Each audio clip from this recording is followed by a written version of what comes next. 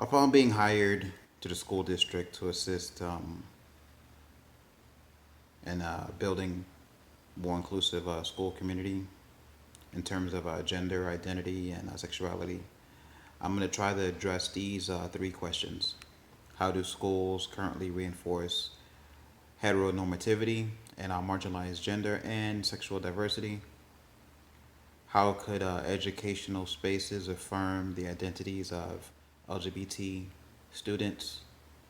And I will try to include some personal experience from my schooling. I graduated from Portugal High School in 2000, and bullying was heavily discouraged across the board. We didn't have any administrative efforts to educate or inform us of any of the LGBT concerns or issues that they had. The dress code was a little less forgiving. I didn't remember the them allowing the gender fluidity that is allowed today. And I did feel that the teachers were very supportive of all the students, especially the gay, lesbian, and community. They, in some cases, took upon the unofficial role of the counselor. A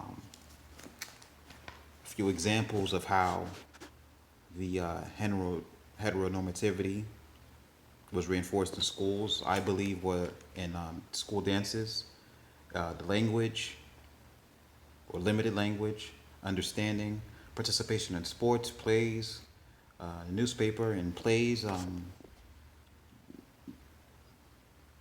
traditional roles of Romeo and Juliet, or the newspaper where certain views were allowed to be expressed from a traditional gender roles. Just basic awareness of recognizing behavioral patterns and changes, such as withdrawal, grade slipping, or acting out. Refu- Again, awareness of understanding pronouns or just a refusal to use them. Allowing displays of affection among heterosexual students and not so much the LGBT community. Making sure that consistent disciplinary policies were intact, and promoting leadership, just making sure that it wasn't the same student on the honor roll, good grades, or the most vocal, the most confident students that are being promoted to leadership. Not singling out or ignoring the LGBT community or families, and making sure that we brought in a curriculum to make sure that we update information and allow input. Now, just a few, or my reform would begin with the building an environment based on trust in an organic fashion to integrate ideas and concerns. Just making sure that it's professional training across the board in sensitivity and understanding. Having qualified counseling for students 24/7, and even for teachers in some cases.